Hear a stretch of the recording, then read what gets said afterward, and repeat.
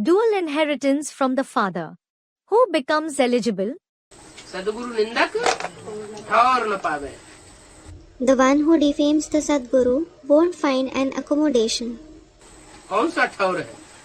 Which accommodation is it? वो गुरु लोग भी ऐसे ही कहते हैं. Those gurus also say the same. क्या कहते हैं? What do they say? सदगुरु निंदक ठौर न पावे. उनके पास कौन सी ठौर है? Sadguru Nindak Thaur na pave. What accommodation do they have? है?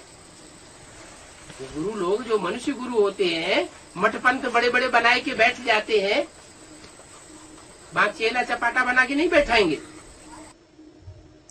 The gurus, the human gurus who establish big Mat Panth, won't they make someone as their disciple? Mat Panth means religious establishments. अगर निंदा करेंगे तो अपना चेला बना करके नहीं बैठेंगे. If you defame them, they won't make you their disciple. ये ठौर है उनके पास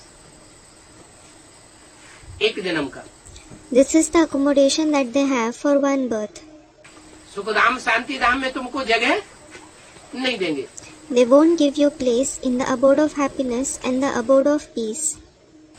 जोनल इंचार्ज का पद तुमको ट्रांसफर नहीं करेंगे. They won't transfer the position of zonal in charge to you.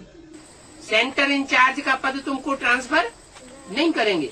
They won't transfer the position of the center in charge to you. उनके पास ये अल्पकाल का पद है. They have this position for a short period. और बाप के पास अविनाशी पद है. And what does the father have? The father has the imperishable position. कितने जन्मों का पद है? 21 जन्मों का पद है. गारंटी देते हैं. He has the position for how many births? He has the position for 21 births. He guarantees you. यहाँ का इस जन्म में भी गारंटी देते हैं.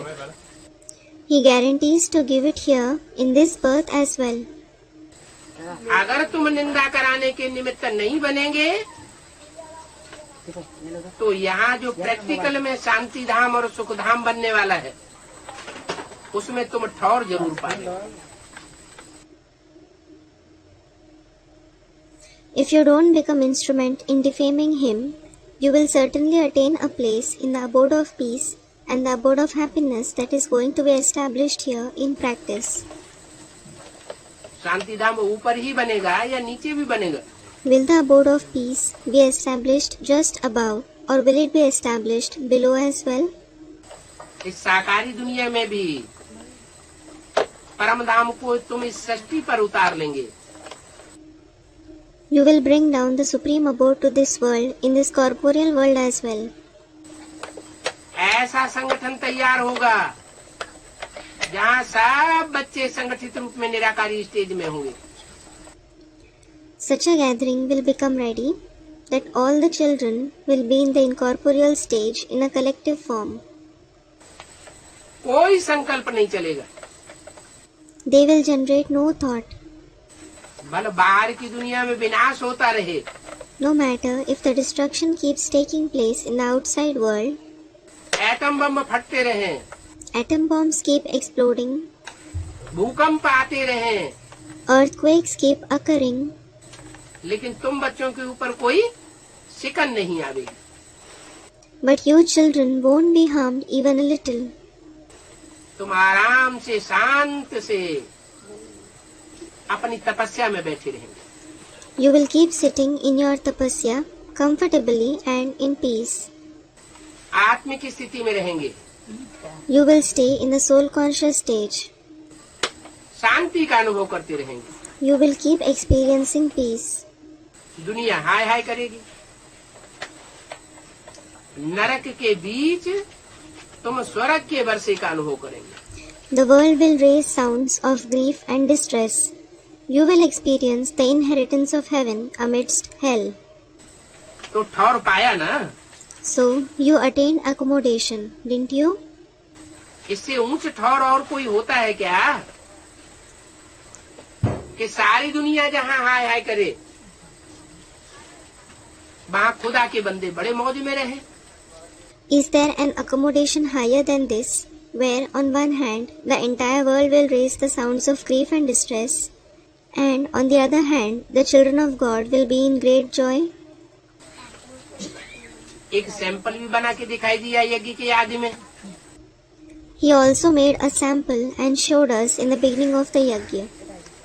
कराची में जहाँ रहे पड़े थे,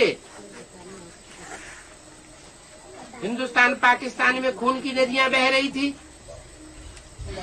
और बाप के 300-400 बच्चे बड़े आराम से समंदर के किनारे जो छोटा सा महल बना हुआ था उसमें बड़े आराम से थे। Where they were staying in Karachi, rivers of blood were flowing in Hindustan and Pakistan, and the 300 to 400 children of the Father were in great comfort in the small palace that stood by the sea. कोई सेक नहीं आई। They weren't harmed to the slightest extent. बड़ी safety से बच करके बाद में भारत में आ गए। Later, they came to Bharat very safely. अभी भी बाप समझाते हैं। So, now also the Father explains, ऐसी सदगुरु की निंदा कराने के निमित्त नहीं बनना। जो बाप के पास ऊंच से ऊंच ठौर मिलने वाला है वो गवाए दो। don't become instrument in defaming the Sadguru such that you lose the highest of the high accommodation that you are going to attain from the Father. उसे ऊंच से ऊंच ठौर कहो, बाप का वर्षा कहो, Call it the highest of the high accommodation or the Father's inheritance. मुक्ति जीवन मुक्ति का वर्षा है। It is the inheritance of Mukti and Jivan Mukti. दुख दर्दों से मुक्त हो जाएंगे। You will be liberated from sorrow and pain. एक जन्म के लिए नहीं, अनेक जन्मों के लिए। Not just for one birth, but for many births. जीवन मुक्ति का वर्षा है। It is the inheritance of Jivan Mukti. जीवन भी रहेगा और दुख दर्दों से मुक्ति भी अनुभव करेंगे। एक तो होता है शरीर छोड़ करके शांति धाम में जाकर के बैठना। You will be alive and you will also experience liberation from sorrow and pain. One is to go and sit in the abode of peace after leaving the body. वो तो है सिंगल मुक्ति, इकहरा वर्षा। That is single mukti, single inheritance. लेकिन तुम पाते हो दोहरा वर्षा। But you obtain double inheritance. दुख दर्दों से मुक्त भी हो जाते हो और शरीर में रहते रहते तुम सुख अनुभव करेंगे, कोई भी प्रकार का दुख अनुभव नहीं करेंगे। You are liberated from sorrow and pain as well, and you will experience happiness while being in the body. You won't experience any kind of sorrow. तो अच्छा पद पावेंगे ना। So you will attain a good position, won't you? और इस दुनिया में भी दूसरे धर्म की आत्माएं आधा सुख आधा दुख भोगती है। And in this world too, the souls belonging to the other religions experience half happiness and half sorrow. और तुम पौना हिस्सा सुख भोगेंगे और चौथा हिस्सा तुम्हारा दुख होता है। And you will experience 3/4 share of happiness and 1/4 share of sorrow. दूसरे धर्म के जो लोग होते हैं वो घाटे में जाते हैं। क्यों घाटे में जाते हैं? People belonging to the other religions suffer loss. Why do they suffer loss? क्योंकि बाप से पूरी पढ़ाई नहीं पढ़ते, वो दूसरे धर्म पिताओं के चक्कर में आ जाते हैं। It is because they don't study the complete study from the Father. They come in the influence of the other religious fathers. दूसरे को बाप बनाए लेते हैं। They make someone else their father. गुरुओं की मत पर चल पड़ते हैं। They start following the opinion of the gurus.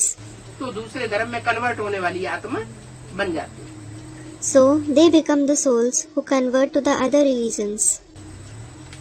तो अभी बाप कहते हैं बाप के दाढ़ी की लाज रखो। Now the Father says, Protect the honor of the father's beard सदगुरु की निंदा कराने वाले मत बनो, and don't become the ones who defame the Sadguru, नहीं तो ऊंच पद नहीं पावेंगे। or else you won't attain a high position.